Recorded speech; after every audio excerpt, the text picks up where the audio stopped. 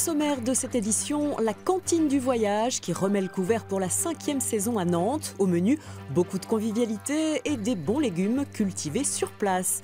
Comment lutter contre le vol de vélos, un véritable fléau? À Lyon, des associations mènent une campagne de sensibilisation auprès des usagers. Mais pour commencer, direction Le Havre, où les paquebots attendus ces jours-ci devront peut-être rebrousser chemin.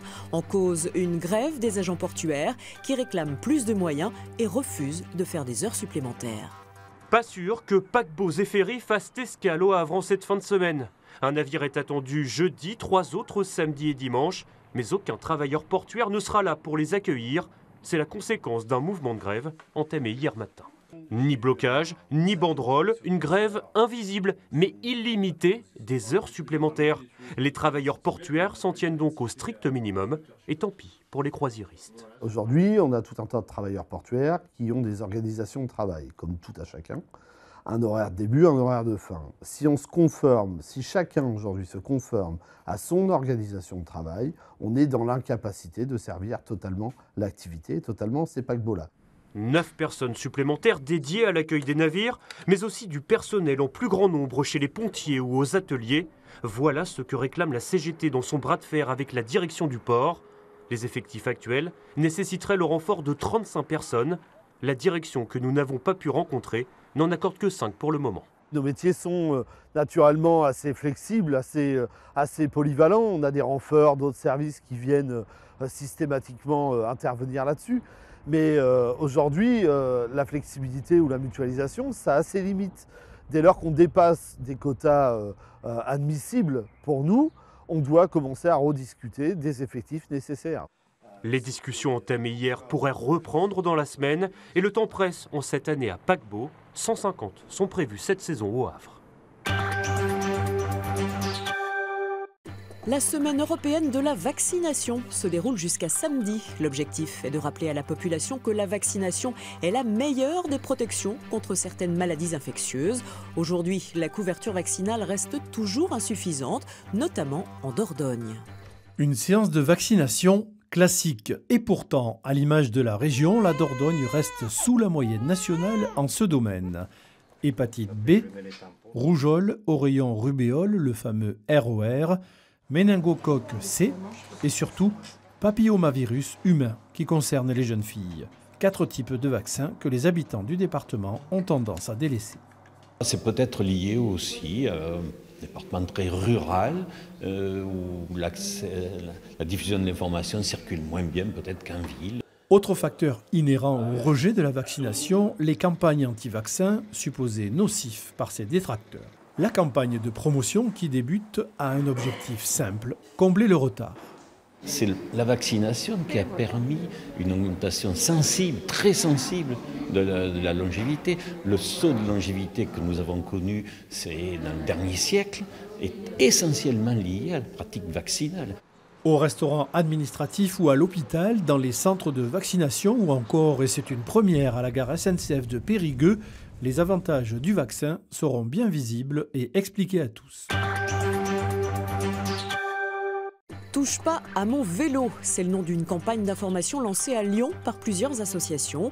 Elle vise à convaincre les cyclistes de mieux protéger leurs 2 roues contre le vol. Pas moins de 400 000 vélos sont volés chaque année en France. Amis cyclistes, si vous trouvez ce genre de message pendu à votre guidon, c'est qu'il y a un problème. Votre antivol n'est pas assez efficace comme celui-là. L'antivol est complètement bas de gamme et il va se couper très facilement par n'importe quel voleur qui a une pince coupante à portée de main. Donc ça typiquement, c'est un cadenas qui a l'apparence d'être solide parce qu'on a l'impression qu'il y a une grosse section. Et en fait à l'intérieur c'est creux. N'importe qui vient avec un outil adapté, il le casse en 2 secondes. Voilà, donc à éviter aussi. Depuis quelques jours dans les rues de Lyon, plusieurs associations de cyclistes font un peu de pédagogie.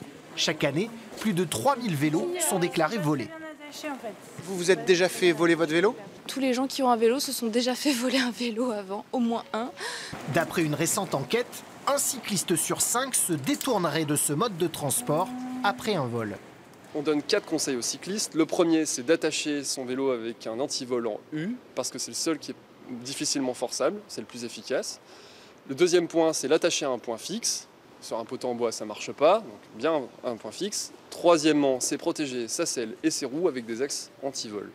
Et quatrièmement, c'est le marquage bicicode.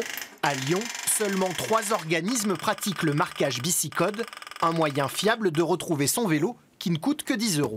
L'idée, c'est qu'on a au moins 100 000 vélos volés chaque année en France qui sont retrouvés et police et gendarmerie ne savent pas à qui les rendre, faute de pouvoir faire le lien justement. Le bicicode permet de faire ce lien-là. Les associations de cyclistes réclament également à la métropole plus de boxes sécurisées pour les vélos et plus d'arceaux métalliques dans les rues.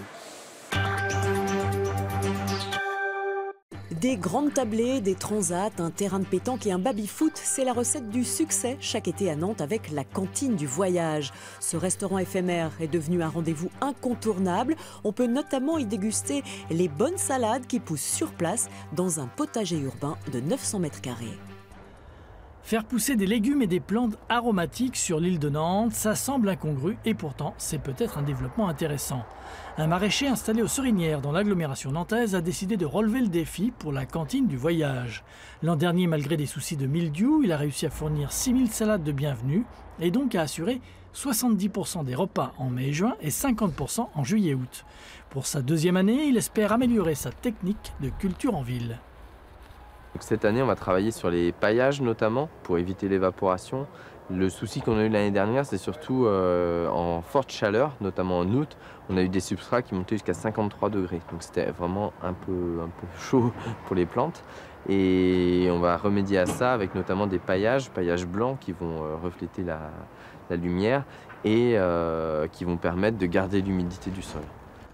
Le potager, presque bio, c'est l'une des bonnes idées de cette cantine proposée par le voyage à Nantes. L'autre clé du succès, c'est la formule du menu unique, le poulet frites à 10 € le midi et 13 € le soir. Oui, mais du poulet fermier d'Ancenis et dans une ambiance vacances. On avait commencé la première cantine en 2009 devant le LC Club, où on avait fait 20 000 couverts avec des tables en formica, c'était très sympa. Moi j'avais trouvé l'idée, si vous voulez, le concept, c'était que tous les gens qui habitent en appartement ne font pas de grillade chez eux. Donc on a sorti des barbecues, on s'est dit si les gens veulent passer un bon moment, ben voilà, c'est un peu comme leur jardin, quoi. L'an dernier, près de 100 000 repas ont été servis en 4 mois. Pour cette 5e saison, les organisateurs espèrent faire au moins aussi bien.